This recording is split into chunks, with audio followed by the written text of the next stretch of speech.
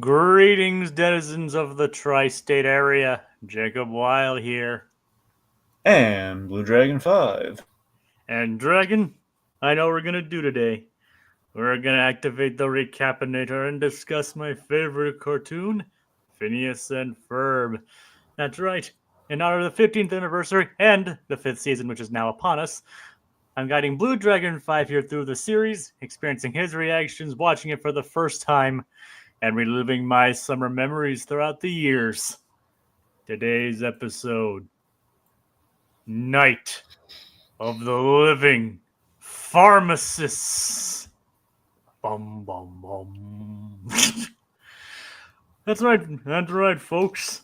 It's yet another famous Halloween episode of this show, and probably, but arguably say the longest, and most people probably say probably the best one. In some people would say.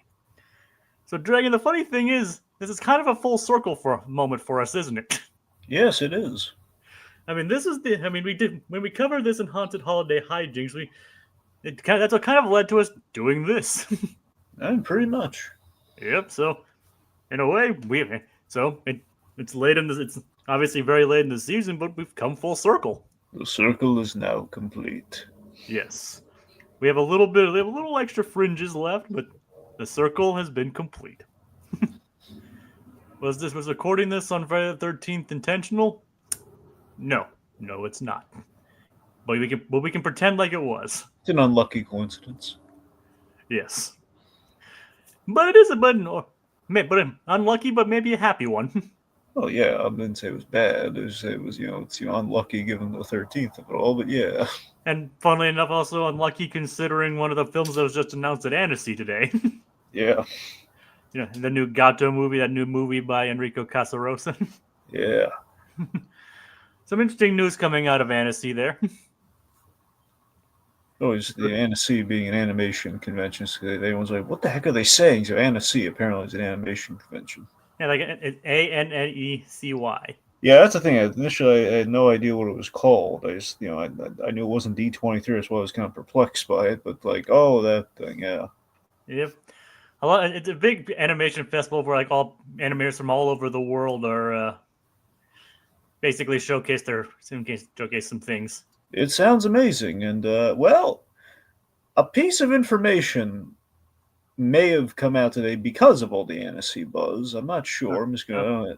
Do tell. So, I don't know if there's just conjunction with all the stuff that's going on with Max right now, with our old buddy that Zasloff. Zazzy. What did he do now? Oh, he did something really bad, Jacob. Oh boy. Okay, so I found out today. I remember you in our Discord chat earlier. You didn't tell me what it was, but you said it was soul crushing. Yeah. So, folks, if you're not sitting, I implore you to sit down. Okay, so either just in the spirit of Annecy, or because of all the Max stuff that's going on now, because basically they're kind of like it's a disaster over there at Warner's, and specifically Max, because like they're apparently talking about they're breaking up the Discovery partnership and they're cutting costs left and right. Like last I heard recently, they're cutting like a lot of the sub kind of channels on HBO, like HBO Family's going, HBO something or other's going, so they're getting down to the bare minimum. Again, cutting costs, just trying to line Zasloff's pocket. The reason being, it sounds like the board of directors weren't happy with him, and like they're saying like he should be paid that much, and we're seeing where that money's going. Reading between the lines, it feels like Zasloff's been doing a lot of all these cost-effective measures ultimately to raise his price line. And I think I heard something along those. I only saw like the headline, but it said like the board of directors to vote against his pay increase. Yeah, that thing. Yeah, exactly. So either in conjunction with all that, maybe it's just a marriage of the two things. Because I heard about this today, and I mean initially I was kind of like, that's too good to be true, and I found like, oh my god, like the actual person responded to this. This might actually be legit. So one of the Megas XLR showrunners revealed something. Which one? I believe it was not Christic. It was Schaefer. Jody Schaefer? Or is it, I think Jody Schaefer's the other one. Yeah. Well, still, I mean, I'm saying Schaefer's, but yeah. Like Jody Schaefer, yeah, and Pernosky. Well, that's what I'm saying. Not Pranansky and not the Christic. It was Schaefer who basically verified this. It seemed like responded to this. Like somebody put out apparently Megas XLR, because it had done so well, and I guess in the years that have just kind of like since the shows, kind of cancellation, in the years where it went to like, what is it, Jake? Was Apple, is like the iTunes? Like, yeah, you can buy it on iTunes. I think it was iTunes. Basically, because I guess over the years, because the buzz was so good, and everyone just realized, oh my god, they're happening upon Megas XLR. Where can I watch the show? iTunes. Sign me up. They're watching and they're falling in love with it. Because of all the buzz, it basically it made back like all the, not that I had to make back money in the first place, but basically it did overwhelmingly so well. There was like, hey, maybe there's some life here, and there were discussions, very serious discussions about, hey, we could reboot Megas XLR, and or I don't know if it would have been a revival, but essentially there's talk of a Megas XLR reboot as in a way of bringing it back, and God knows what else would have come from that. Maybe, God forbid, Megas would have been on a streaming service that you didn't have to just go through iTunes to get, just to own it, period, or just to bear witness to it officially. And I'm guessing you're getting to the soul crushing part. Yep. So when Zaslav took over, he vetoed it, and then with all the animation stuff, he was basically, when he took over, with like all those talks, absolutely ceased. Oh god. Like it was very much on track of like finally Megas was going to come back. And Zaslav killed it, like very directly. It was like when Zaslav took over, like it's what Schaefer's words were, when Zaslav took over. Oh god. So yet another reason to I say get him. Just oh my god! Whenever we need an angry mob, I just send them all to Zaslav's castle. That's all I'm gonna say. Just that I was fuming. Like initially, I was thinking, okay, come on, but like I would love there to have been a Megas like return of some kind, but sounds too good. Then Schaefer just saying, oh yeah, definitely, we were looking forward to it. Well, maybe there's still a chance if Zaslav gets the boot. I mean, again, folks, sharpen your pitchforks and light your torches. Just go to Zaslav. Just get him out of there. Run. I'm not saying kill him. Just run him out of town. And don't sharpen your torches and light your pitchforks. Yeah, don't do that unless you want to like do it the hard way. Yeah. Regardless, just run him out of town. I mean, he killed Megas, man. He like that moment from the show where he blew Megas up. That's Zaslav just piercing the hull. That's Zaslav in a giant mech with his face in a metallic form. That's what Zaslav did. Yeah, it is kind of soul crushing. Right, just finding out that we were that close to it, and God, honestly, it's less the fact of Megas coming back; it's more the fact of like, had there been buzz, had it come back. Look at Clone High. Clone High came back, and the original show was also on Max. It was all there. Well, I guess we can address the comments now. Yeah. All right. So unless you have some more news. No, that was the soul crushing. All right. Awkward Taz going like this, goes back and forth. The dude, we're getting the back together and sidetracked. That's my favorite. Two very good picks. Two other very good picks. Yogi's having a surprise. I was like, tired of episodes with Doofenshmirtz. He's overused. I hope he barely shows up in the revival. See, I don't buy that as an actual comment. I think that's a false comment. I think, considering how he's defended Doof and Candace being the main protagonists of the show, it's kind of odd. Yeah, I don't buy it. We have Hunter Iggy saying like, "So, Engineer, what are your thoughts on the Superman movie trailer?" I think it looks all right. I still want to go see it. I'm still trying to be arm's length with the trailers these days because I want to go in surprised. I've seen a little bit of the stuff, like certain bits that, because I bought the tickets, so I had to see the trailers, like the announcement, like the tickets are on sale. This is the last trailer. And I saw a trailer. I think when I was it when I saw Lilo and Stitch, or was it another movie I saw in front of it? Either way, I did see it recently in theaters. And so I couldn't avoid that. I mean, look, it looks good. It looks like we're. Yep. I mean, I have confidence in James Gunn, so I have confidence. Look, I think James Gunn's gonna make a good Superman movie. Whether he's reaching for the stars in terms of he wants to make something that, I mean, look, I think James Gunn realistically knows like no one's gonna top Donner Superman. By the same token, he's making a stab at it. He's making a stab. I want to make. I mean, he personally knows that because he's using the the Donner Superman theme. Yeah. So he knows, no, in the tomes of Superman, nothing's going to touch Donner. But by the same token, he is putting his all into the Superman movie. He's making the James Gunn Superman movie, which I suspect, from what what we've seen of it, just all the stuff that we know we're getting, like Crypto and such.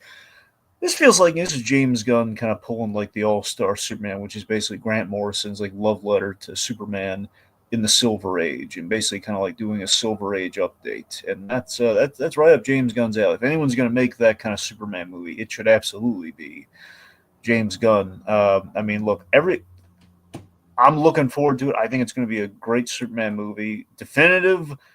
Jury's out on that. I'm rooting for it, but I don't know. Regardless, it looks good.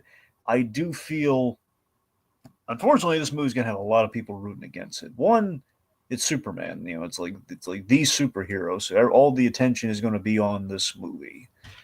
But secondly, it's that all the people who are very much very justifiably hurt by the whole Cavill thing. I think them kind of dogging on between the people who are justifiable, we miss Cavill, he got a Raw deal, which is true. Why do a new guy? And then they have hey, we love the Snyder cut. These guys a little less redeemable, but Snyder or bust. Yeah, Cavill was a good Superman with not so good material. Exactly, he loved that character. He looked like that character. And the same thing happened with The Witcher too. Yeah, exactly. So it's like he wanted to make it more true, more faithful to the books and the games, but the writers of this, adapting, it's like, no, we don't want to do that. Yep. It's like, all right, I think Phineas and Ferb is a new main villain. Yeah, maybe. Dr. Destructicon, Kevin to his friends, could always make a comeback. After all, he still needs to set fire to the sun. Yep. I think you're talking about Too Good to Be True regarding the Megas XLR thing. Yeah, that's what it is, yeah. When I mentioned that Candace and Hines are the true protagonists, I think that's a good thing for Candace, but less than Hines. Hines works better as a side character than a lead. I think that Rodney should take over as the main antagonist with Hines' comedy relief. Yeah. And we need more of Love Muffin and Joe. Yeah, that's true.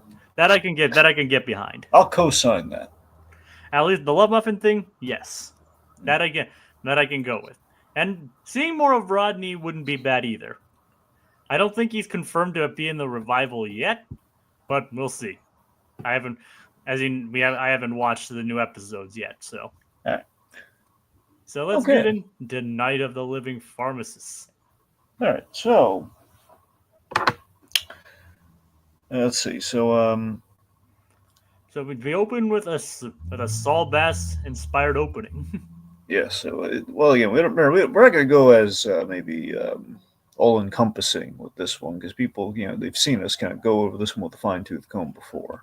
Yeah, but we're giving it the Recap-inator treatment this time. True.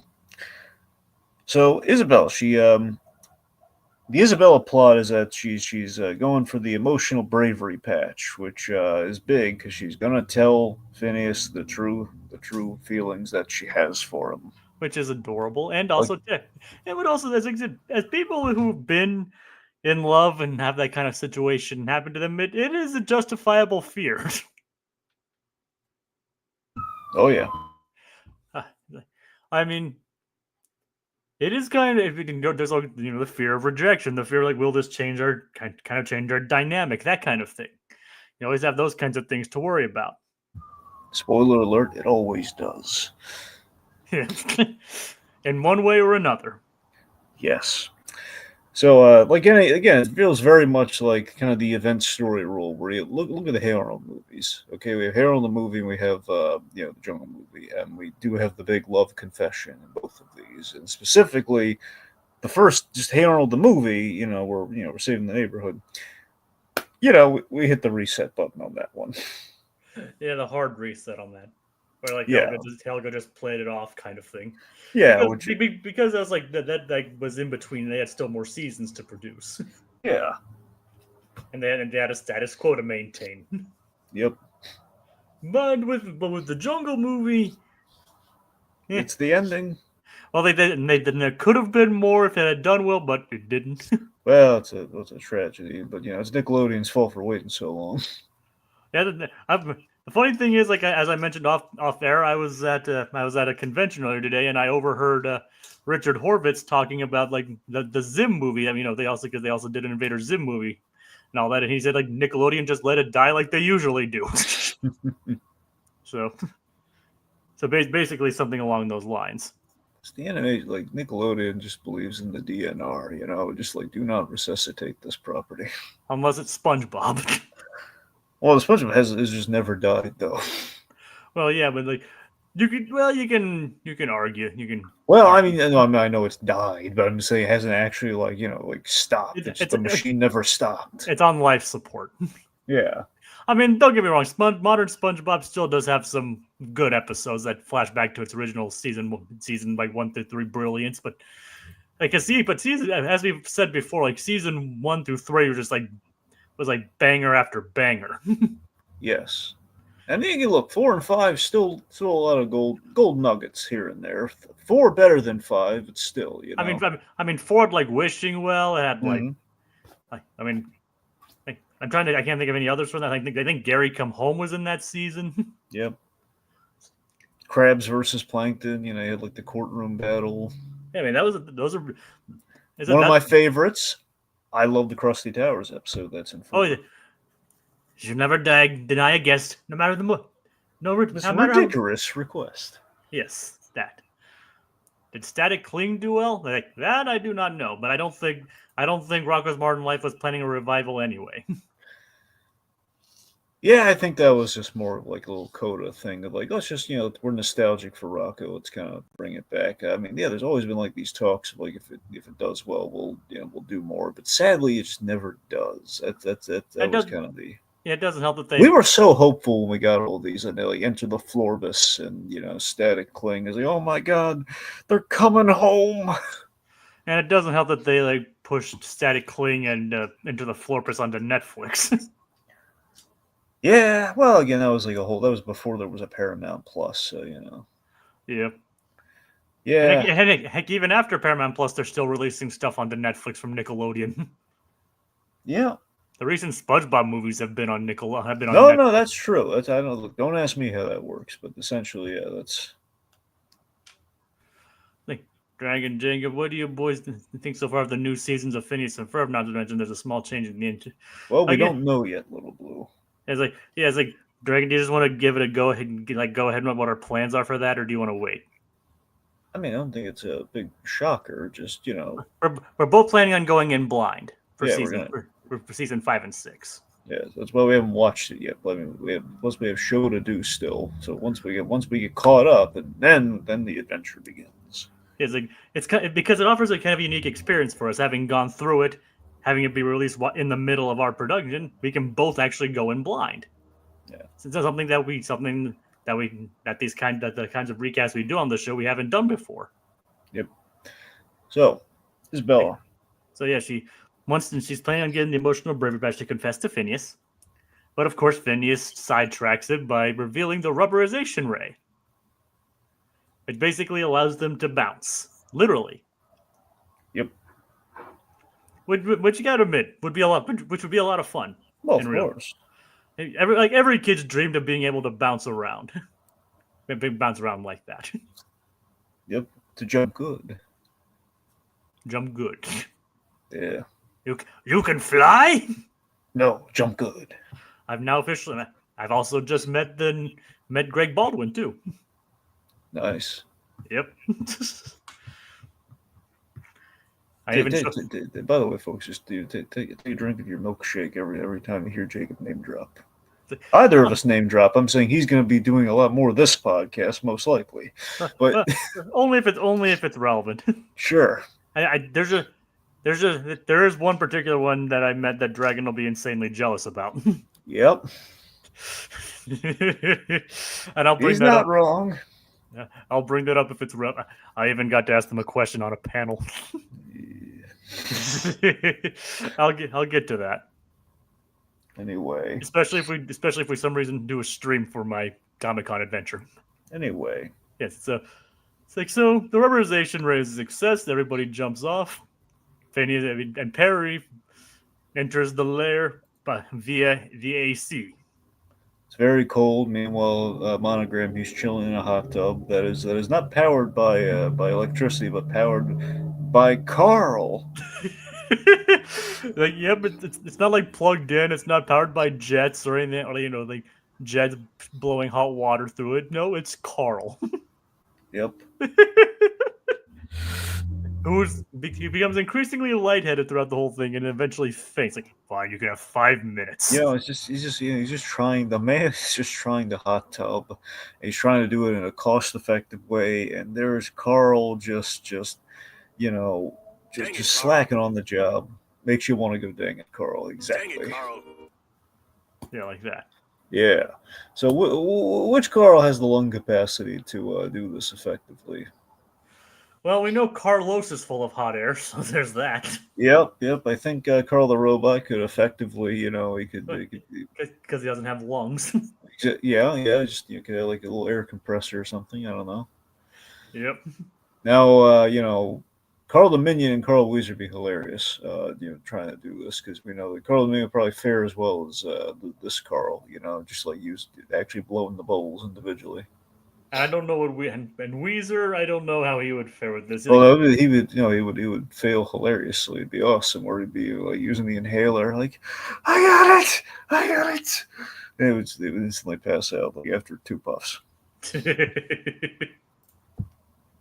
All right. Yeah.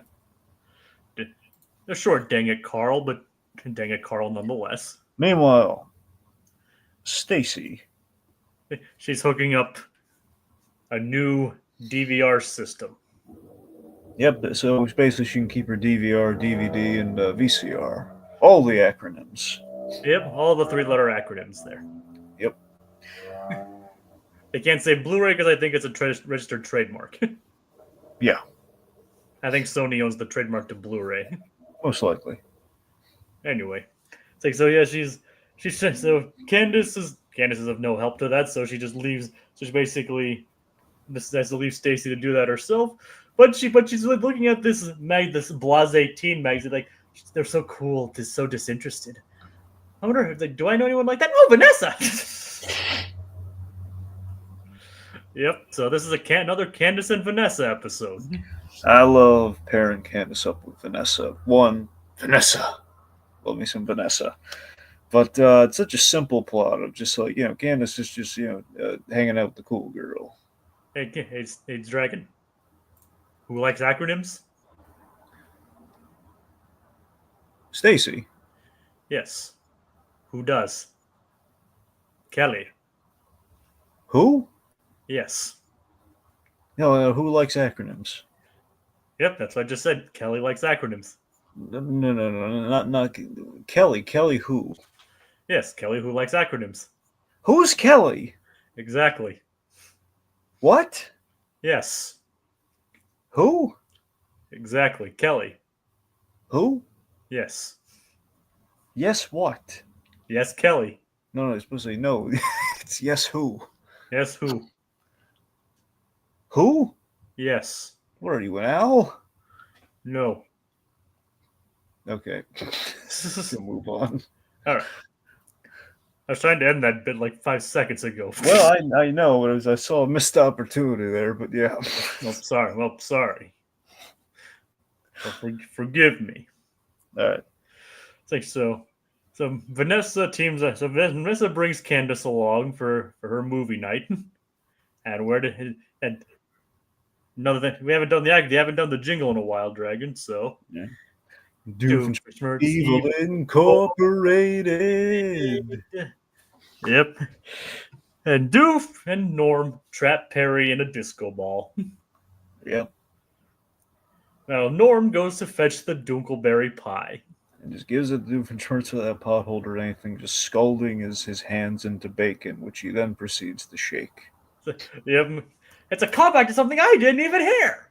In your face, logic. Okay, so Doofenshmirtz has invented the Repulsinator to make Roger ugly. To make Roger repulsive, and it works too well. Yep, it turns him into Heinz. Yeah, it turns him in. Into. I just love that you realize that. Oh wait a minute, he's still a Doofenshmirtz. He turned him into Heinz. Yeah, it was like turns him into Doofenshmirtz. Oh wait. Yep, that was my pause. That was why I paused. Anyway, so it's like so he turns him into Heinz. Basically, a walleye has like a fish-eyed version of Heinz, just muttering, "Lots of me." And of course, Doofenshmirtz just sees that as like, it's just the repulsive. I get it. That's just the universe playing a joke at my expense. It's very cosmic. It's very cosmically just mocking to Doofenshmirtz. But yep, this is repulsive by our definition. So basically, when the repulsinator went off, it kind of he plugged everything in at once like an idiot. So it short circuited and into one outlet. Into one outlet, and essentially, now because there's like this static cling effect, so basically that's what's made it into kind of the contagion, like an electronic contagion of sorts. Yep, and let's say Roger's transformation is actually quite creepy. It's very Lampwick like, very Donkey Boy esque. Thankfully, off screen without a shadow, unlike Lampwick. Yeah. I mean, you can watch Lampwick. You can watch Lampwick's transformations as an adult and have nightmares. I mean, it's the hands turning into hooves. It's horrifying. And not to mention, Mom, Mama. God. I mean, that movie's terrifying. Well, yeah, it's supposed to teach you not to do all those horrible things Pinocchio was doing, Jacob. Well, yeah, it's like well, they don't come back as boys. Yeah, that's nightmare fuel in the effort of helping the young minds of America, my friend. Yep. As boys. Yeah. Also, it's also a lesson of like, don't flock to the creepy coachman, kids. Just go the other way. There are a lot of stranger danger warnings in Pinocchio, like the fox and his feline associate. Go the other way. Yep. Don't follow Lampwick. The fox, or go with the coachman. Honest John and Gideon, Honest John. Avoid those guys at all. Yeah, I really completely failed on that one. But yes, I have actually seen the movie, and Monster was freaking terrifying too. Yeah, the original Monster, the one was actually the whale. Yeah. Wait, the monster in the Disney remake wasn't a whale? No. Then what the heck was it? That's a good question. It was like a whale squid hybrid. It was a whale with tentacles. It was a really dumb choice. Is Monstro in the Guillermo del Toro one? Oh yeah. Is that a whale?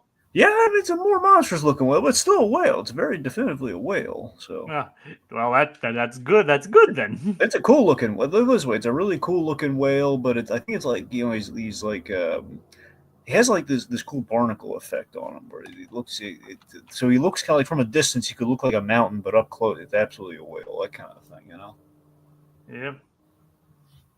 Oh yeah. Wait, have you not seen the Del Toro Pinocchio yet? Unfortunately, no. It's really good. I know. That's what I've always heard. Yeah. Plus, the Henson Company had something to do with it. Yep, and most recent stop motion movie to win the Oscar too. Mm-hmm. No small feat. No small feat. Guillermo del Toro with another Oscar notch in his belt. And now he's got Frankenstein on the way. For Netflix. Another movie for Netflix. Yeah, I mean, hey, it worked out. He got him an Oscar. Why not? Yeah, maybe. Who knows? Maybe this will work out, even though it's not exactly a direct adaptation of Frankenstein. It's a lot closer than you might think, Jacob. Well, we'll see. I mean, I have faith in Oscar Isaac being for Dr. Frankenstein. I love his little red gloves. Yeah, I kind of wish it was in black and white, but oh well. All right, so I played billiards on occasion, and I haven't turned into a donkey yet. Well, you have to be a certain age for that, though. Yeah, that's the thing. I think you might also have to be smoking a cigar. Or a child. Yeah, like you have to be like a child. That's the thing. It's the cigar and the booze, and being a child. right? Yeah. So if you're an adult playing billiards, I think you're good. Yeah, you're fine. I mean, we know. I mean, heck, Walt Disney smoked like a chimney. Well, that he did, but he was an adult. Yep, that he was. He killed him too. Well, yeah. That's 2 marks for stop motion at the Oscars. Could have been 3 if Chicken Run had been nominated in 2000. Yep. Well, at least Aardman's next stop motion movie got it. Got the award. Yeah. So, all right. So, Dragon, picking up where we left off, Yeah. Doofenshmirtz is like a joke at my expense, and as we see when Roger touches Melanie, she also gets transformed into a mindless repulsive pharmacist.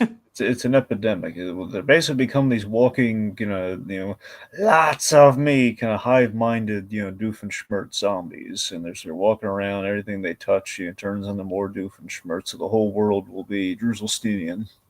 Basically, so yeah, like everything and everyone gets turned into it, including the inexplicable giant floating baby head, which you can see is pictured right down the center.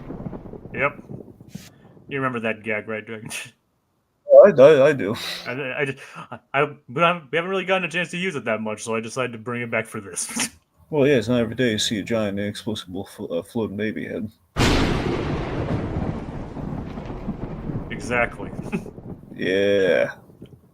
So it's like, so yeah, the boys are bouncing. The boys and Isabella are bouncing downtown. While Isabella rejoins them after getting a song cheering her on, telling her to just bounce to it and tell them how you feel. Admittedly, it's padding, but it's okay. It's a good song. It's very padded. Plus they haven't finally allowed Ariel Winter a chance to sing in this show. Yeah. She had previously gone to do so in, I believe, Sophia the First, but never in this show. So this is basically probably them just like, well, show's about nearest one of the show's about to be over. We haven't given her a song yet, so we might as well. Correct me if I'm wrong. Ariel Winter from Modern Family, is that right? Yes. Also, okay, this is one I'm thinking of, and also was Carrie Kelly in Dark Knight Returns, the animated film. I think I heard that. Yeah. Oh yeah. But yep, she plays Gretchen here, and I think also Sophia the First, as I mentioned. Yeah. So, giving her a chance to sing here as well. Yeah. So Isabella decides to officially tell Phineas, like she's just gonna. But then nothing could stop her but a zombie apocalypse. Pretty much, yeah. And a pharmacist apocalypse, an apocalypse of pharmacists. I'm just gonna become a pharmacist just to show them. I mean, as I mentioned in the Haunted Holiday Hijinks, Dan and Swampy had wanted to do a zombie story for a while, but could never find a way to work it with the internal logic of the show until writer Joshua Pruitt came up with the idea. And now he's a main writer for all the subsequent shows that Dan and Swampy worked on. Yeah. And several other projects outside of that too. So yeah. So Isabella runs and she sees Eliza M, her den mother Eliza M Fireside running, pharmacist. And who does her voice? Cloris Leachman. Frau Blucher herself. I don't have a horse sound effect. Yeah, part of me was go with the baby head effect. Okay, Dragon, just say her name again. Where's Cloris Leachman, who played Frau Blucher?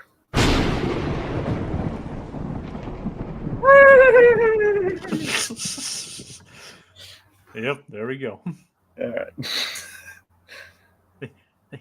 She has played Eliza Fireside before, and they brought her back for this, of course.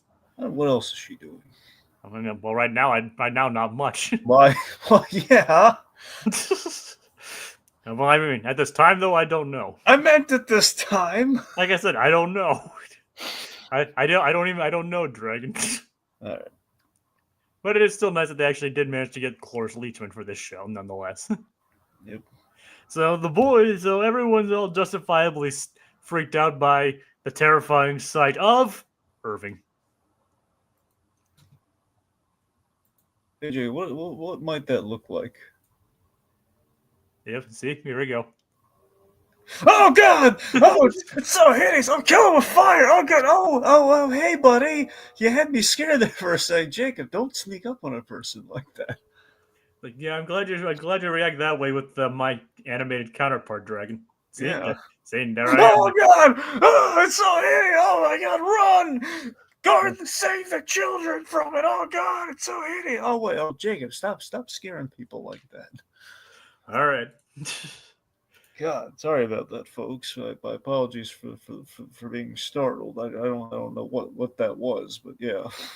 Judging by the thunder, I thought someone would Astronominoff.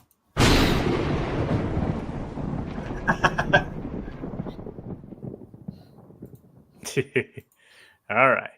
So after they look over to the animated Jacob. Yep. Hi guys. No, not Irving. It's like, but the funny thing is, we don't even know if Irving got turned or not. Honestly, I don't think they bothered.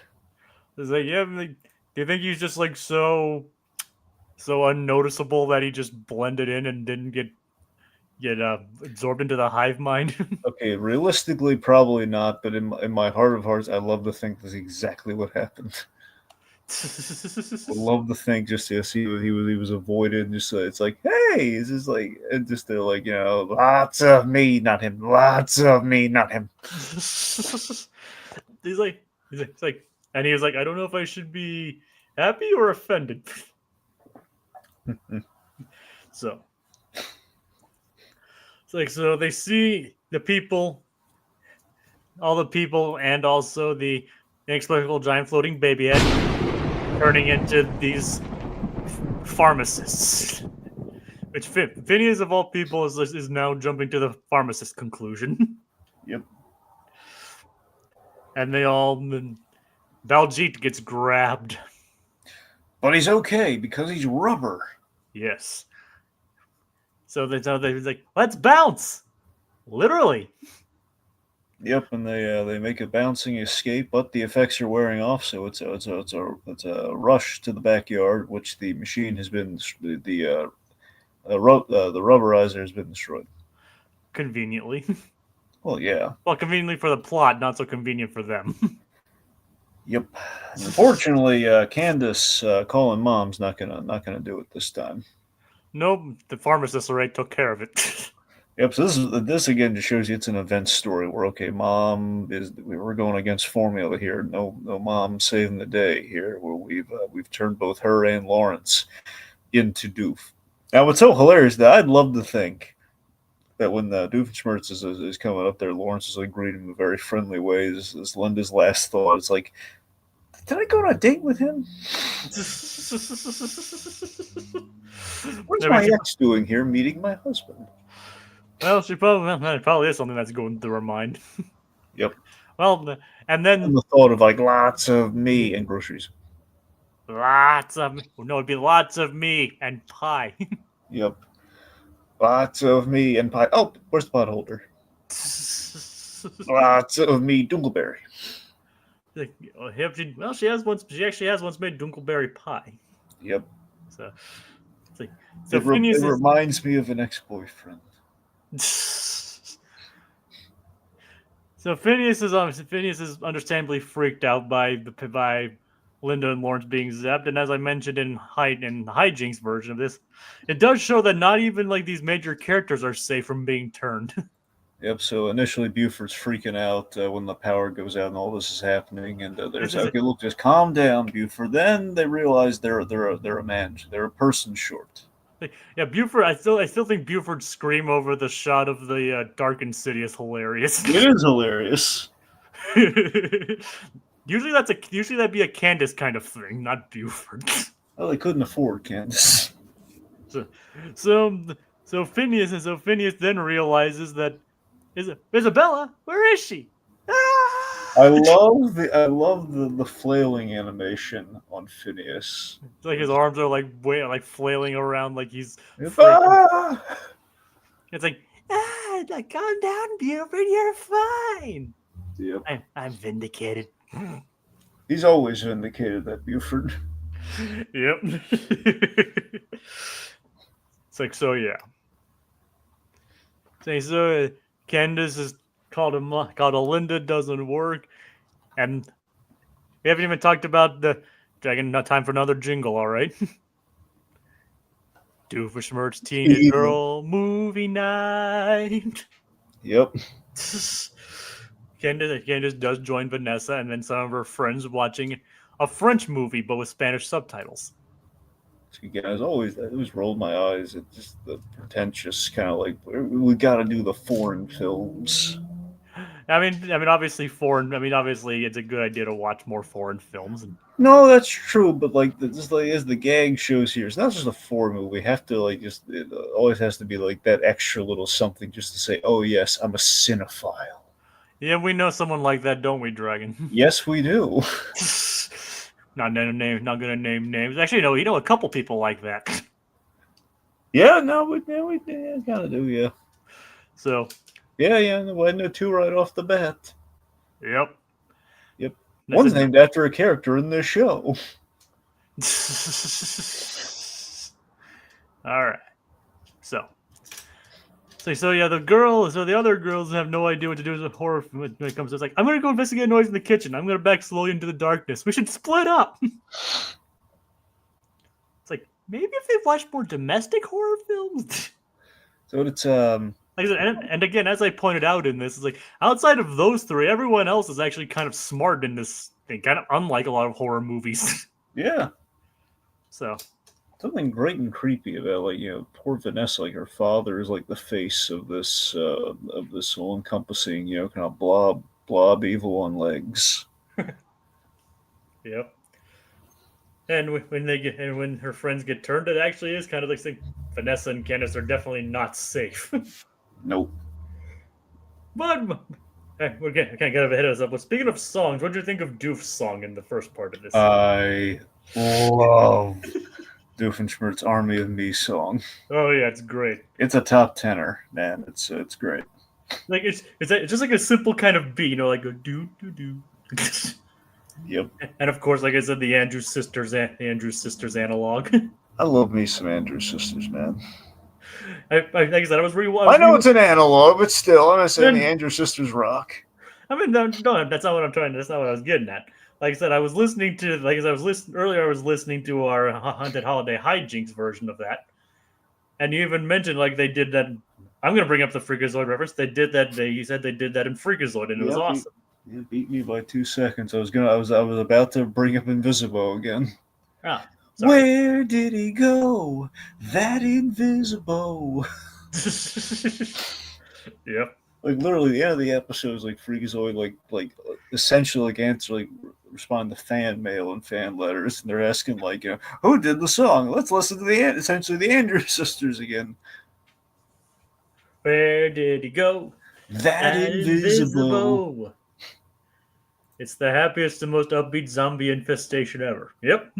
Also, John Rhys Davies is in that episode. Oh, nice. Yeah. Who'd he play in that one? He was the museum curator. Oh, nice. Is that in season 1 or 2? That is. You know what? I'm pretty sure it's. Crap. Here's the thing. In Freakazoid season 1, very rarely were the episodes not paired together in like vignettes, because that's how they were kind of experimenting and feeling things out. Now, there were a few exceptions in season 1 to that rule. Now, I want to say, Invisible made the cut for season 1, but there is a good chance Invisible was actually season 2. All right. So I'm offhand. We brought Invisible back for the last episode of Freakazoid, and that makes me think he was actually in season 2, because he wasn't we didn't bring him back a lot. That makes me think, okay, I don't know, because Freakazoid didn't have a very long run, obviously. So it's only 2 seasons. Because of that, there's a good chance Invisible could have popped up in season 1. If not, maybe he was paired with another segment, so it wasn't a single. Invisible wasn't an all-encompassing episode. It was a short. That was a vignette. But I don't know if it was a vignette that was like one of the very few kind of twofers that we had in season 2, or just one of the regulars, kind of like that paired with Longhorn in season 1. So All right. But yeah, but back to this. That is a great Doof song. Like probably one of his best. oh yeah. Like of course having backup from the Andrews sisters always helps your case. Well, of course. I mean, who in reality are sung by Olivia Olson. You know, who voices Vanessa, of course. And they had to pay her 3 times. Yep. Yeah, that's 3 Andrews sisters. Oh yeah. So yeah, great song, love it, and even they get turned into Doofenshmirtz. Yes. And the first instance of them saying other than lots of meat. Like, wow.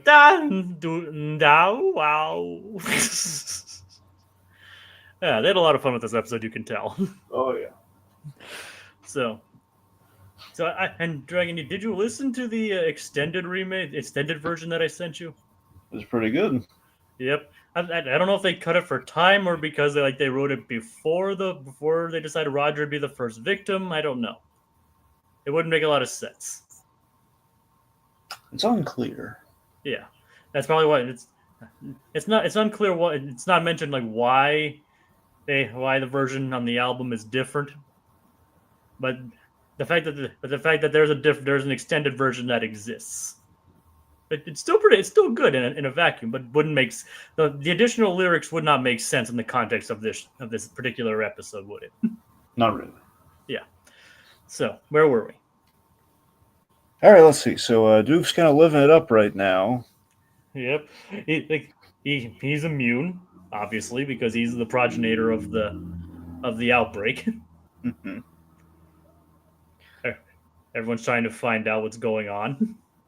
The power goes out, and Stacy, of course, manages to hook up a generator because for some reason she's the only one in Danville smart enough to have a generator in the first place. Well, she cares very much about her her movie marathons, Jacob. Yep. Yep. So it's like, and she manages to actually knock out. Not only does she manage to activate a generator in just one pull of the string, she manages to also knock out a Doofenshmirtz. Yeah. Go, Stacy. Now we know Kelly who can throw down. Yes, who can throw down? Who? Yes. So I'm asking you. Yeah. Yes, who can throw down? Why don't you just tell me who can throw down? All right, Kelly who? Oh. Yes. Yes, Kelly who can throw down. Kelly what? No, it's Kelly who. That's what I'm asking you. Kelly who? What's her name? Kelly who is her name. That's her name. Kelly who. Fine, don't tell me. All right. Suit yourself. Yeah. So, yeah. Even the entire thing's like Stacy's like, oh, don't go in there. Oh, how can you be so oblivious? Meanwhile, there's literally hundreds of Doof-zombies walking outside her open window. Well, not open window, but her outside her window. She's really focused on the movie. Oh yeah. So, by the way, it just goes to show that Phineas is in a panic. Him doing that panic run and everything is that he doesn't realize what he has until it's gone. It's the age-old story of romance. You don't realize what you have until it's gone. Just with anything. I mean, just a relationship, like a relationship with an object of anything beloved. Yeah, we take everything for granted. Yeah, well, at this point, obviously, it's not romantic as far as Phineas goes. He's just really worried about Isabella. Yeah. But he's like she's got her judo and haikido patches, but those are grappling techniques. I love that. I love that observation. Like, oh no. It's like if she tries those, she'll be turned too. It's like, so we need to insulate ourselves. Do we have any rubber lying around? Of course they do. And then Ferb's just right next to me. Always 2 steps ahead, aren't you, Furby? Yep. Yes, he is. Wouldn't it be hilarious if there was like a Furby that had a little bit of a tuft of green hair? Oh god, don't remind me of Furbies. So basically, it would be like the Phineas and Ferb tie-in of Furby, but it would look exactly like Ferb, like the fur and the color scheme would be like the purple pants and the. The dragon Furby's already terrifying enough. Yes, they are. I had Furbies growing up. Did you kill them with fire? No. Oh, so they're still alive. Unless they pulled a Toy Story 3, yes.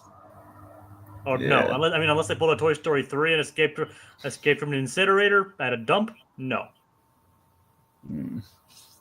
I don't know, Jacob. I think they have your number. I think they're coming for you. Well, they're awfully late because it's been over 20 years. Well, they have very stubby legs. It's going to take them a long while to get from the dump to you. Plus, I mean, I don't know. Do you remember where you were when you ditched them? I think it was at my old house in like the other side of the big city. Well, that's a complication. Plus, they're plotting revenge. They're going to make you suffer. So, there's a lot of time. And my sister had one too. All right. Well, that's also terrifying, nonetheless. Well, they're probably going to get her first. Oh, gee, thanks for that, What? Dragon. Yes. I don't know. You kind of cut out for a second. I think you cut out for a second there. I think it's still happening.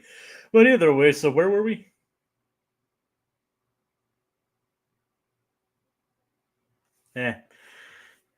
Think so, yeah, Phineas. So Dragon. So Dragon, as we mentioned before, Doofenshmirtz is watching the news. He tries to take advantage of it before he realizes that the other pharmacists are taking over. Like he doesn't want, and he obviously doesn't want Vanessa to be taken over as well. Doesn't want her to become him. That's every parent's worst nightmare. That's every child's worst nightmare, is turning into their parents. Wouldn't you say?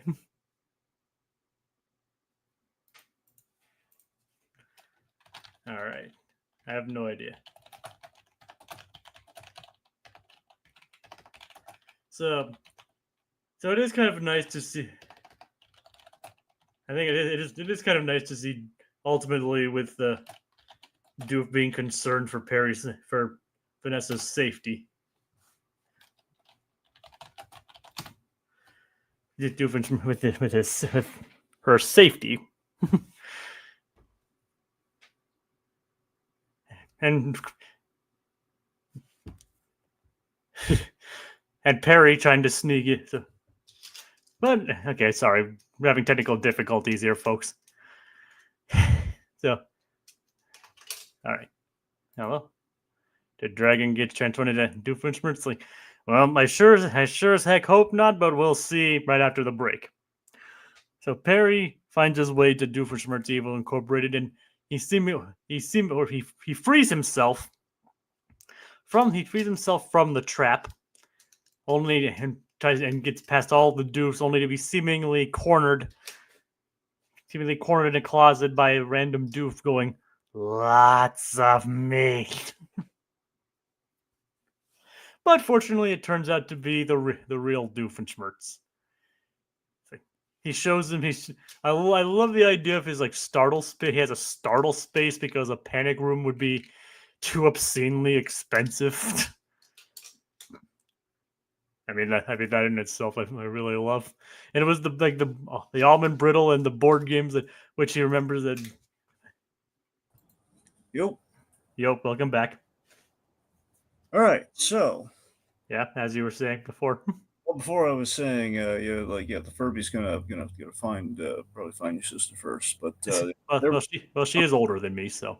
Well, yeah, that's what I'm saying. She's first on the list, and then you. Well, good. Well, we'll keep that in mind. Yeah, I mean they're gonna cut the brake lines or something. I don't know. Well, I don't currently drive, so that's not really a big. Well, deal. Not your, I mean her brake lines. Well, currently she can't drive either. Oh. Maybe the brake lines of something that Does she walk by a bus stop by chance? Well, no, she's able to drive, but for extenuating circumstances that I'm not going to go into here. Well, no, I'm not looking. I'm just saying, like, I think if she's around a place where vehicles go, I'm saying they could the Furbies could cut the brake lines of other vehicles, and then That's the so what you're describing is Furby destination. yes, Which Destination Furby. no, it'd be Furby destination, like Final Destination. Well, yeah, It's like which would be probably more terrifying than death being after you. yeah. There you go. So as I was saying, like Perry manages to escape from the escape, then he gets himself cornered by another seemingly random mindless pharmacist, only to be Doof himself. And I love the idea. Like I said, I love the idea of his startle space because a panic room would be too expensive for it. I love the startle space so much. It's the cheap version of the panic room. And it's like, hey, you want to play Kleptocracy? It was Vanessa's like, oh no, Vanessa! It's like every child's worst nightmare is to become their parents. Like not me specifically, but yeah, Dragon. As a kid, my worst nightmare was becoming Doofenshmirtz. No, I believe that. I believe it's like, oh no, I've watched too much of it. It'd be like the opening of a Goofy movie, but applied to Phineas and Ferb. I've watched too much Phineas and Ferb. You have like a nice Roxanne-looking girl, and it's like, Barry the platypus, and you're going through all the Doofenshmirtz motions. It's like, and they hit a self-destruct button, and then you're starting to develop an accent and a hunch. It's a whole. Yep. It's the whole thing. A very terrifying thing. Isn't that how a Goofy movie? Oh, yep, exactly. Yep. I mean, I think he said that before you went on the whole old tangent there. Yep. It was a funny tangent, don't get me wrong, and I'm glad we did it. Yep. Because that's another person I met today. Mm-hmm. Bill Farmer. And Dragon, I'm going to thank you in public this time. Thank you for giving me the link to that map. Yep, I found him the map. He even said just give it the map. Yep. Yep. So yeah. Yep, they'll take you all the way to Lake Destiny. So like I said, thank you again for that, Dragon. Yeah, you're welcome. It was great. And someone else was actually, but you know how I said last time I saw the map and was that I want one of those? The person in front of me this time had a Goofy movie vinyl record. I think this guy is just your merchandise rival. Yeah, yeah. He's your Gary of the merchandising world. Gary. Now I want a Goofy movie record to have him sign next to. The problem is if he comes back again, what's the guy in front of me going to have then? I don't think you don't even have a record player, do you? No, but I've been wanting to get one. At least one that's a combo, so you can play MP3s and CDs and things like that. Yeah. I want to get one. Apparently, vinyl sounds better than compressed. I don't see you having the follow through to invest in vinyl though. That's the problem. I mean, I'd get it for select albums that I'm interested in. Yeah, but then you're always going to have to convince yourself, like, you know what? Maybe do I want the vinyl? Am I going to be home enough to listen to the vinyl? I mean, yeah, but I mean that's one reason why I haven't gotten one yet. But yeah. I mean, there's relatively cheap ones that play all kinds of media files. So, I mean, it'd be a good conversation starter, nevertheless, though. Yeah, because everyone wants to talk about vinyl. I mean, it's made a huge comeback. Yep. All right. So, speaking of people and cameos, what'd you think of the big cameo and the big cameos in this episode? Yes, Shaun of the Dead. We had Shaun, I believe Shaun and Ed, right? Shaun and Ed, yeah. Yep. Voiced by Simon Pegg and Nick Frost, reprising their roles. Yeah. They're literally Shaun and Ed. All we needed is them jumping over fences. Yeah, we don't see that, unfortunately. Who knows that we see him jumping over? We see a bunch of doofs climbing over World War Z style at the end. So maybe they were involved in that. Yeah, mate. Well, no, they were. No, we saw them cured at the end. They're fine. They're not No, fine. like, like what I mean is like they were like we saw them crawling over like saw a bunch of pharmacists crawling over when they were escaping on the rope. Oh, right. So like I said, maybe they did that. Maybe they were part of that, and then the guys were at the water tower, so maybe they were involved in that too. All right. It's like, but yep, Sean and Ed were there, like literally themselves, not even just like them playing random characters. They're literally Sean and Ed from Shaun of the Dead. They're questioning the logic of the whole, like, where the clothes of the pharmacist comes from. Yep. It's like, you're saying my clothes are alive. You know, I think of Simon Pegg. I always think about the clip of him from The People versus George Lucas, where I keep meaning to track it down. I really wish that documentary they threw up like the names of the videos they pulled from, because it's basically Simon Pegg like chewing out a kid for liking Jar Jar. Yep. That's kind of weird.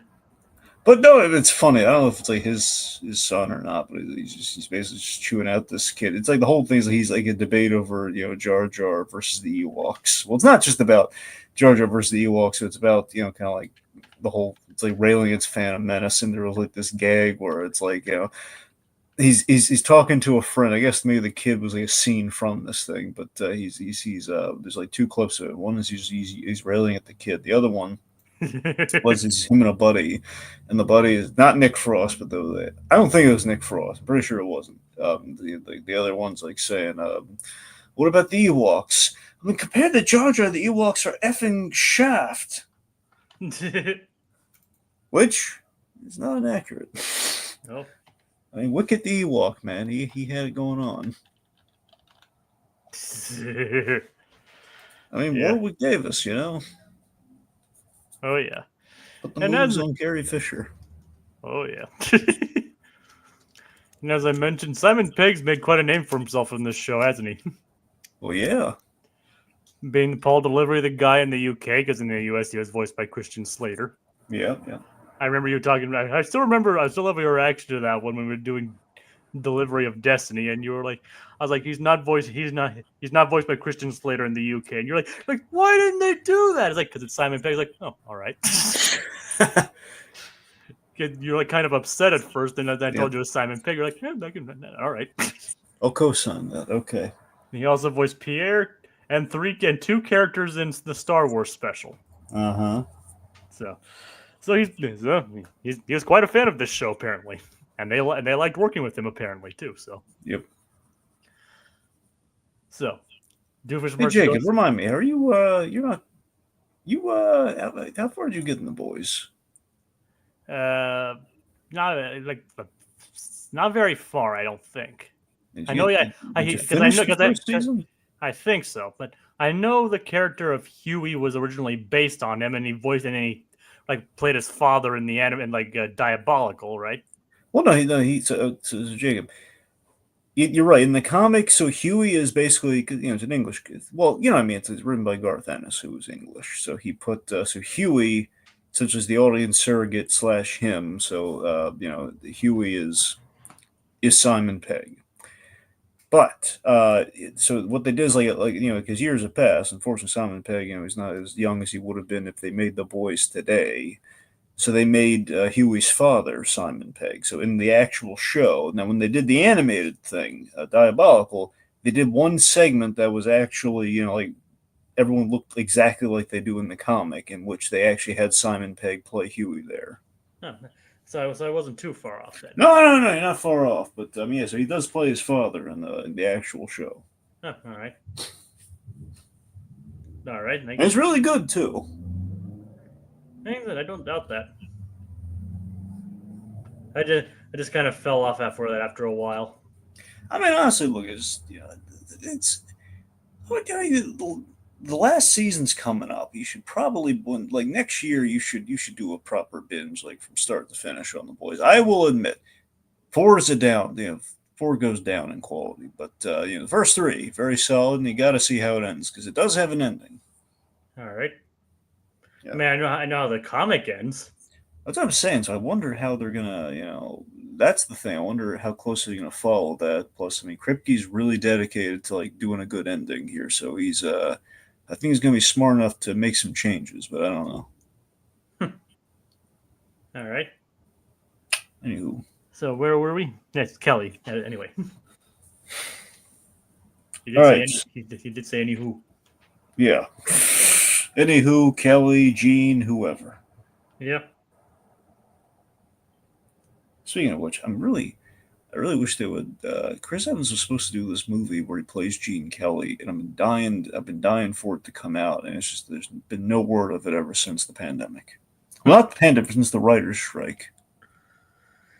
I'm afraid it just kind of went away. That's what I'm afraid of. That bums me out because I was really looking forward to that. Yeah, hopefully. Yep. All right, let's see. So we have the rubber suits made from the rubber that's been lying around. The Alka has fallen. We have Doof and Carl. Yep. Like I used to be Carl. lots of me. I used to be Carl. And what ends up afterwards is actually a pretty intense chase sequence. Yes, all the Alka agents have become these horrific Doofenshmirtz animal hybrids, which is just nightmare fuel. I mean, you even said in the original. I'm going to be hardly referencing the original hijinks version of this a lot, but you even said it was like the most horrifying thing in this episode. It is, yeah. It's just oh my god. It's like all the animal agents, like the goat that's wearing like the pants is like a shirt. It's terrifying. It's like all the with all of them with their like awkward chins and noses. Yeah. It is actually very terrifying. Well, yeah. Like and Phineas noticing that it must have a different effect on animals. Obviously, thinking the hats are part of the contagion. I mean, it's logical. I mean, if this electricity thing's like creating lab coats, why not hats? Why not hats on animals, right? It's a good point. So they're making their way to Fireside Girl Lodge, which so Dre. So all right. So what happens in between them, though? Perry's actually doing a good job keeping the pharmacists distracted. Again, and again. Yeah, go on. Then again, it's like dispatching with him without touch. Again, the real challenge here is how to do combat when you can't touch the other person. Like I said, these are a lot of clever action sequences and chase sequences in this episode. Yeah. It's like so they eventually so the Fireside Girls are making it through in their own disguise. So Dragon, do you think whenever this is going to be kind of random, but do you think whenever Phineas shows up at the Fireside Girls, one of the lodges like, Isabella, your boyfriend's here? I mean, essentially. Like like the what was it? Your crumb cakes here. Yeah. Kind of like Encanto, Yep, like, hey, let's break out the crumb cake. Hey, shut up. Like, Isabella, your crumb cake's here. Yep, your triangular crumb cake's here. I mean, as this episode reveals, she does have a thing for triangles. Oh yeah, yes she does. I told you. I mean, yeah, I told you.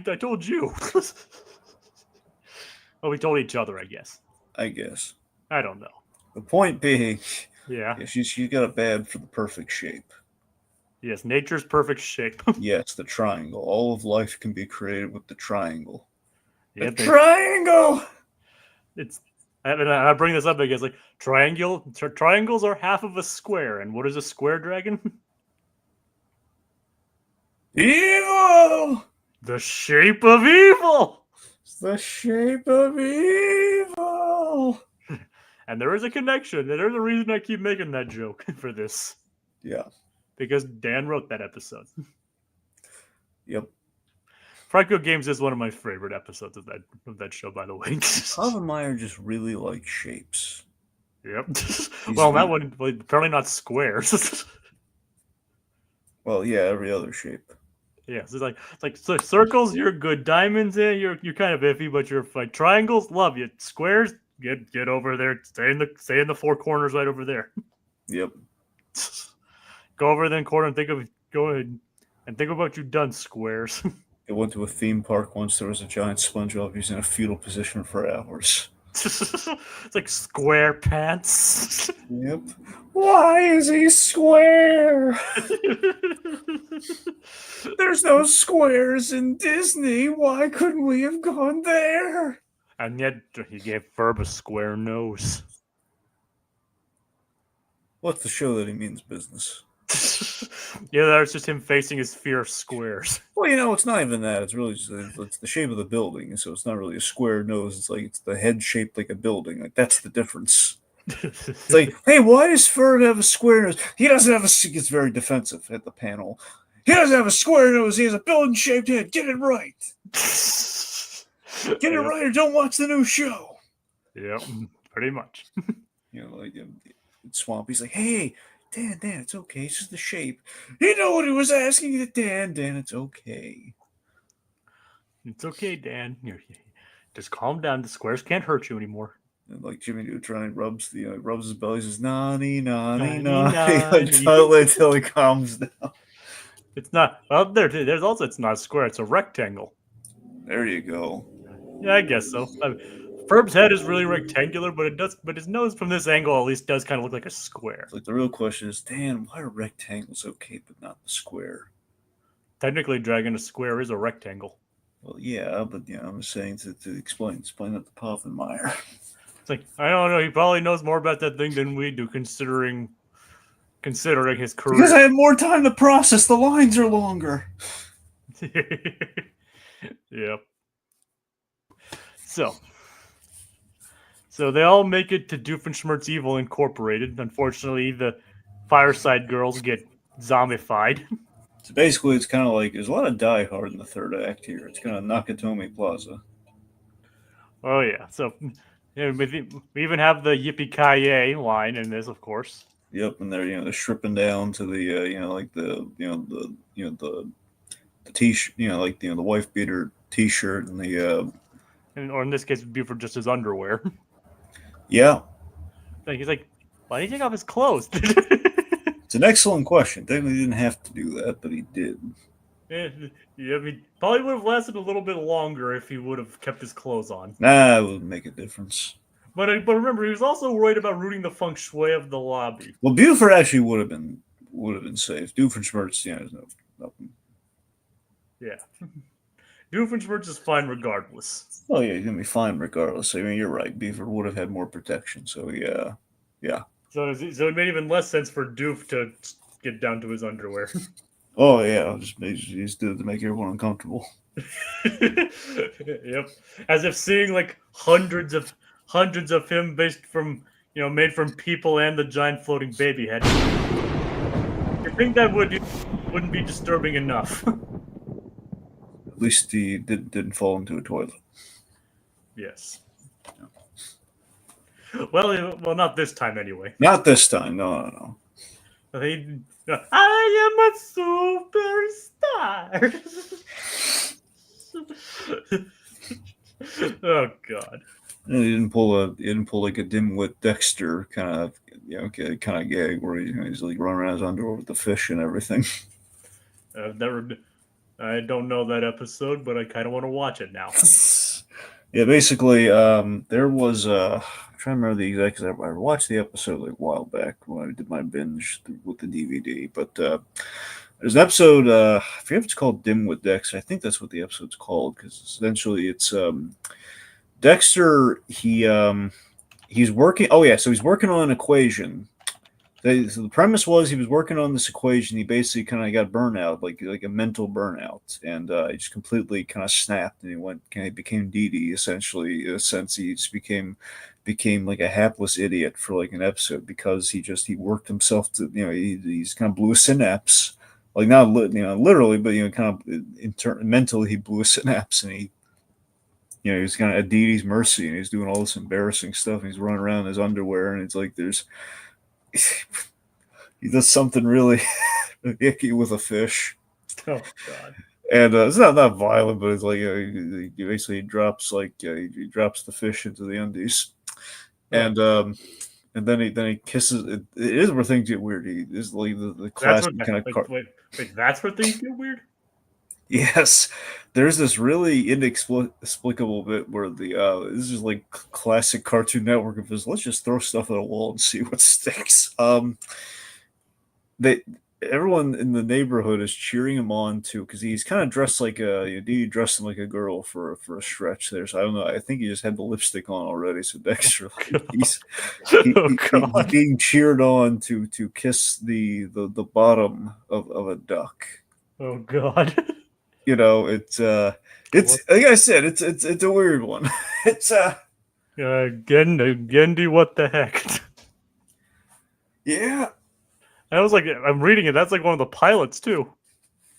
yeah. I guess that's not the pilot I would lead with, but yeah, Is it like the fourth and final pilot episode? for good reason. I think you know what. I think we're trying too hard at this point. Let's just give him the green light and move on. Yeah, it's like okay, Gendy, we get it. It's like, hey, I can make more of these pilots. Like, nope, I think we're good. I confused that for the average deck type, so where someone gets the results on a standardized test wrong. That's the one where we put Dexter in like the pig outfit. Oh God. Remember that? It's like Dexter. It's not even like a pig outfit. It's the fact that Dexter, like he basically because this is a classic plot, and even Hey Arnold used this plot line where Helga and Harold got their test scores, their standardized test scores, or career aptitude test scores, swapped. So they kind of like walking in the other shoes for where their careers were going. So was Harold the Harold wasn't. So I was like, who had the better test score? Well, that's the thing. So Helga had the better test score, but this is really nice. Where Helga had the better test score, but Harold he was actually it was a big benefit to. It was like kind of the placebo effect, where he basically was doing really good for him. He was actually applying himself, and he got really smart just because of the idea that maybe he could be smart. So it ultimately did have a positive effect on him. Oh, it had a great effect on him. Yeah, and Helga was a thing where Helga it was kind of comedy on the Helga side of things, where she was basically become like a wood whittler, just like very kind of country bumpkin kind of thing. Aw. Yep. As if she didn't have enough problems. Yep. Anyway, so that's actually if I remember correctly, the ending was horrible for not bad. But I'm just saying it was like you feel bad for Helga. She No. kind of renounced poetry, so her mother like burned all of her diaries and all of her poetry books, all the stuff that she wrote, all of her Arnold poetry. Yep. Oh God, no. It's like in a box. It was like the end of the episode 4. It was like she's based early in the episode. It's like here's a box, you can just burn them. And then by the end, it's like she kind of snapped out of it. Finally, it was like, ah! Oh, that's sad. It was. It wasn't a great episode for Helga, but it was an excellent episode for Harold. Well, that's good. Question mark. I don't know. It kind of it's even Steven. Let's just go with that. Anyway, so with Dexter, he basically kind of like under the whole, he got the average score somehow, and he kind of renounced it. And it was like a mistake and everything by the end of the episode, but he renounced his intelligence, so he wanted to be average. So he basically looked into his closet like, what's like, do I have any efforts for like not being smart? And essentially, like the earliest outfit he would have wore as like a baby would have been like this, kind of like almost like a onesie, kind of like a he essentially looks like a pig. Oh, and like later on, there's this hilarious thing where like they're Dexter's trying to make average friends from school, and well, it's not great. Doesn't go well. It's not going well for him. And they try and teach him the art of ding dong ditch. It's like an average kid thing to do, and Dexter doesn't quite get it, and he gets caught, and he's basically like he's run. The animation on him is like he's running away like a pig, and it's hilarious. Oh God, that's weird. Oh, absolutely. Early Tartakovsky was weird. It could be weird, but it's also hysterical. I mean, don't get me wrong. I'm not saying that. Yep. Not as weird as Canadians, but Canadians are weird. Like Laser Dude. It's like Hard to believe that the guy who created all that would later create some of the most like artistically intricate shows of all time. Hey, we all gotta start somewhere. I mean, that's the thing. Like, they can both stand as like high points in Cartoon Network's history. That's the funny thing. I mean, Gendy's still doing weird. He's doing that Fixed movie. I mean, yeah, he's just because he can do these like highly artistic and things like Samurai Jack doesn't mean he hasn't lost his funny bone. Yeah. heck, even Samurai Jack had some very out there funny episodes, like Chicken Jack, for example, or Mhm. or the episode where Jack loses his clothes. Yeah. It's like so even within Samurai Jack, there's that. Yep. So, but then there's also things like Jack in the Haunted House, Mm-hmm. which is freaking terrifying. That's true. Okay, so Yeah, Gendy's genre bending aside, he's great, by the way, and Greg Baldwin spoke very highly of him. well, I mean, how could he not? Yep. You have to be an alien not to like Gendy. Oh yeah. It's like the gay Phineas, Ferb, and Isabella meet up with Candace and Vanessa, Mm-hmm. who go back upstairs, who go back up to the lab. Perry is rescued by Doofenshmirtz, Mm-hmm. who's apparently piloting a helicopter for the first time. Yep, and we have like the bear fight inside the helicopter. Yep, somehow they didn't notice a bear climbing up into a helicopter. It's a heck of an entrance. Yeah, it's like, at least it can't get any worse.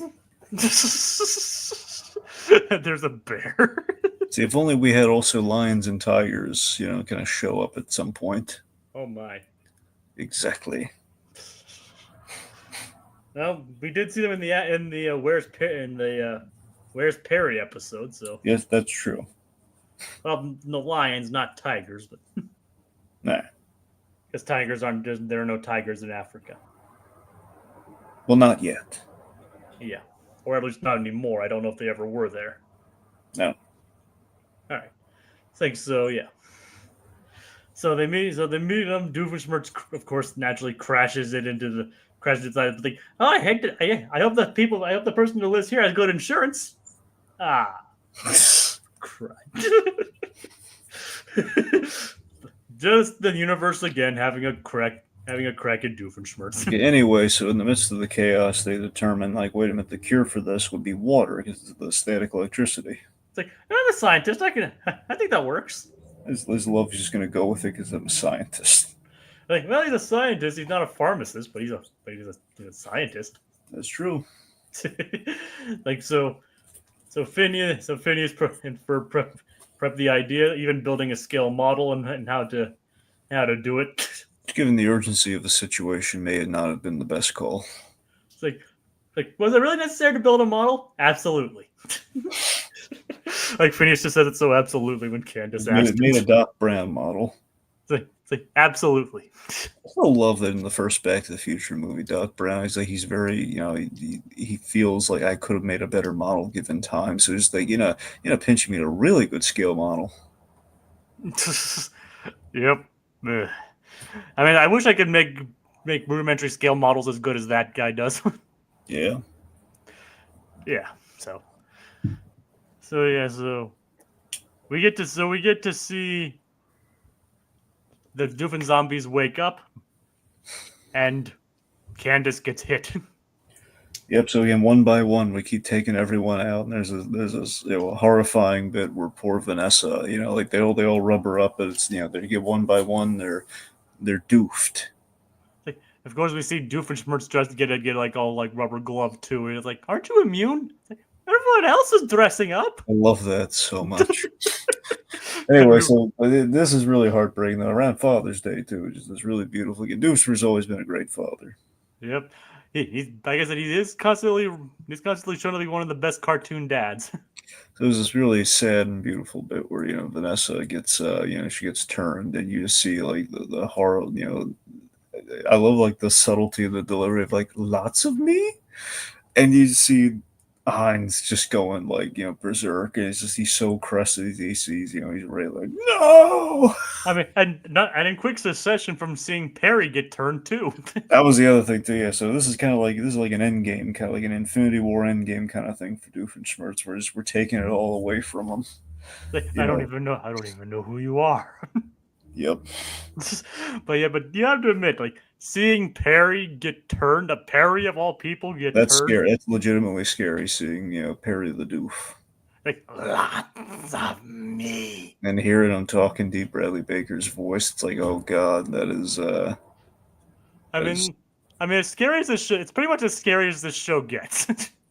yep. So there's like not Barry the Platypus and then Vanessa. Lots of me. Yippee-ki-yay, mother pharmacist. It's like another callback to something I didn't hear. Yep. And he also took off his clothes. Yep. Now Phineas has to live with that image. Well, maybe not since his memory. Well, he does remember activating the sprayer, but not much else. Yep. So he does have to live with the image of a pharmacist taking his clothes off. Yep. And yes, I worded it awkwardly on purpose. Yes, you did. Thank you. You're welcome. So it's kind of it's a race to it's a race to the button. It's like it's kind of interesting how intense it gets, huh? Like you see like the mountain of doofs like cascading over the railing, taking down the rope. I'm sure it took a lot of work. It's a very well directed sequence. Oh yeah, obviously the two directors being the one we've discussed numerous times before, Sue Parado and Robert F. Hughes. Hughes being one of the directors who took over in season 2, Sue Parado taking over in season 4, and as I mentioned before, Sue Parado also worked on another show that we've talked about. When we've even talked about this pod is very much. Megas XLR. Yep, along with Kelsey Mann, she was one of the directors for season 2. Mm-hmm. She went on to direct TV animation to several more television shows. He went on to become went on to become like at the point the highest grossing animated movie of all time. Yeah. I don't think Inside 2 is the highest grossing animated movie of all time anymore. I think some Chinese movie took it over. But still, pretty good feat nonetheless, wouldn't you say? Yeah. So it's like so yeah, pretty like obviously this show doesn't delve into horror a lot. So it's kind of surprising how well it actually does. Like really like delivering the intensity of the situation. Like the climb up the water tower, the rope breaking. Mm-hmm. And of course, not even Ferb is safe.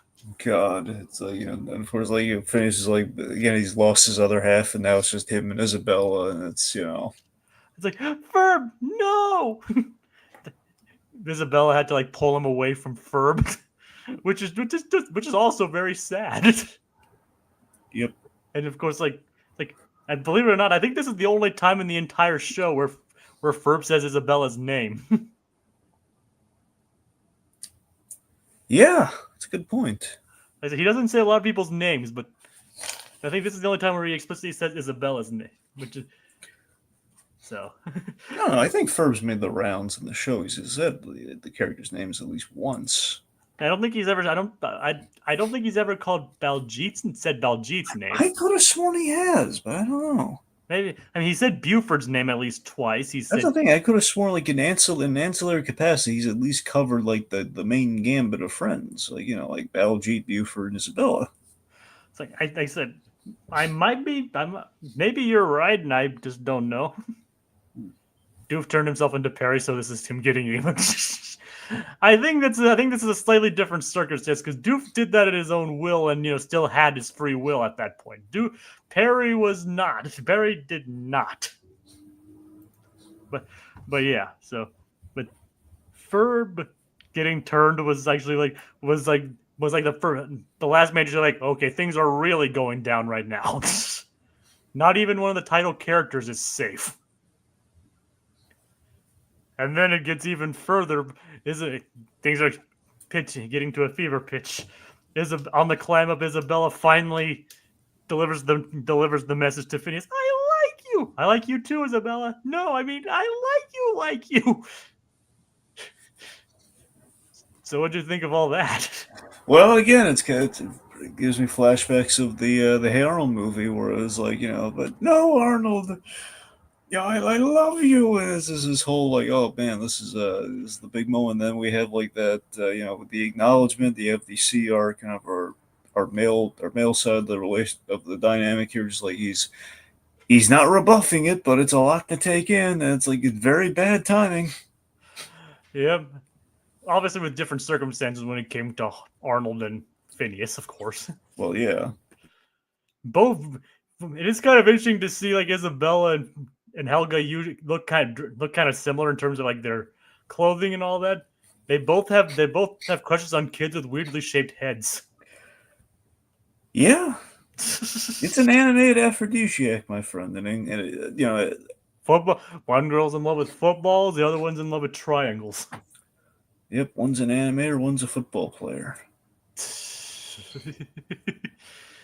And it's not who you think it is. Anyway, so Phineas, of course, jumps in front of Isabella to save her because she's not protected. She's less protected than he is.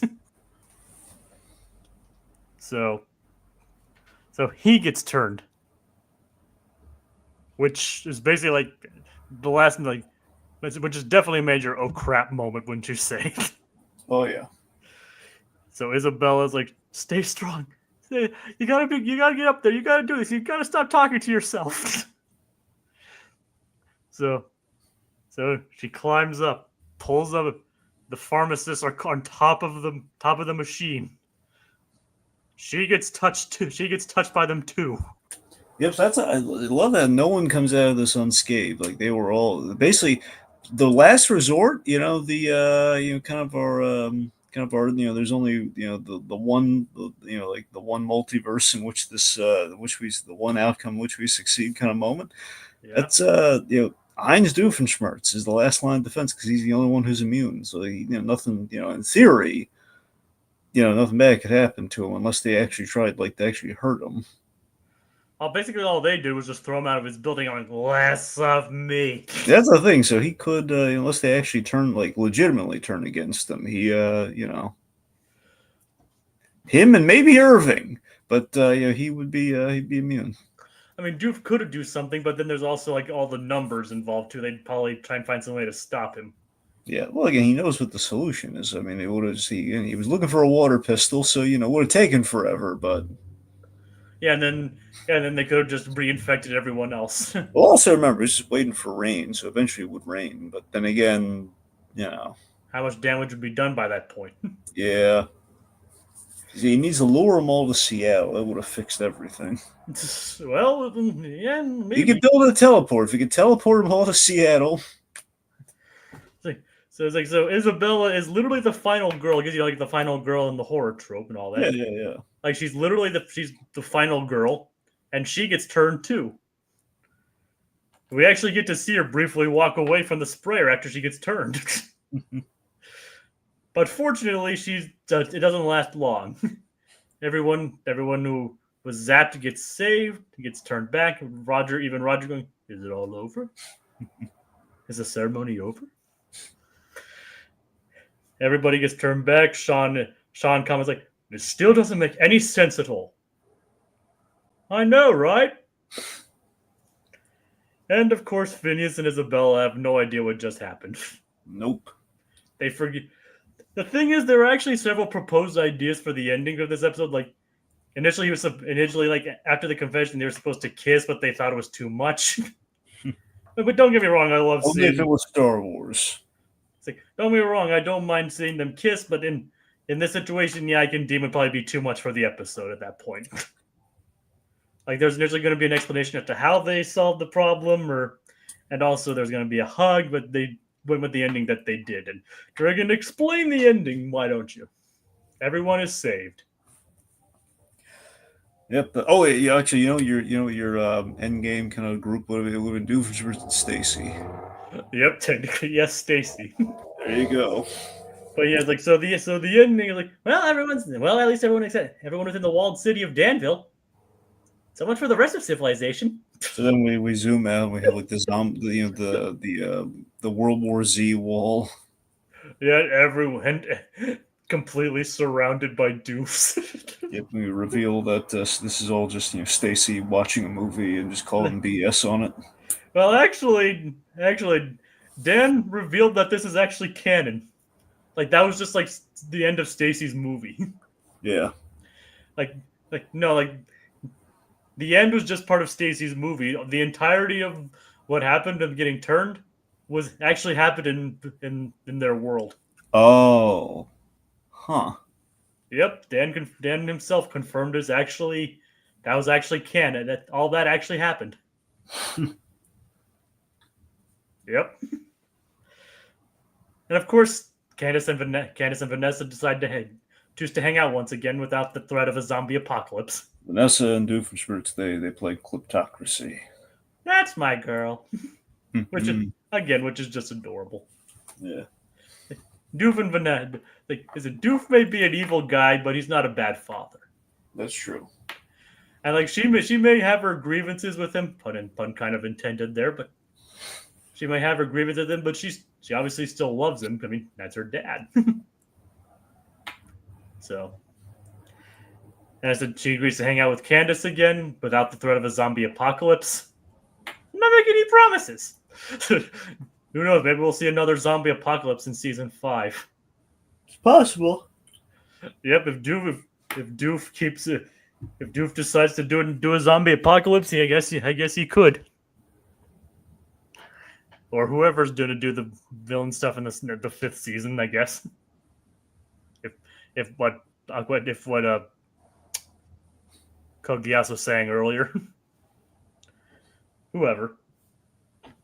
So, well, that concludes Night of the Living Pharmacists.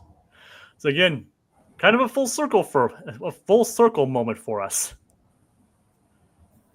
Now, Dragon, since you've watched this last, and are now like more familiar with the series as a whole, do you think it still holds up?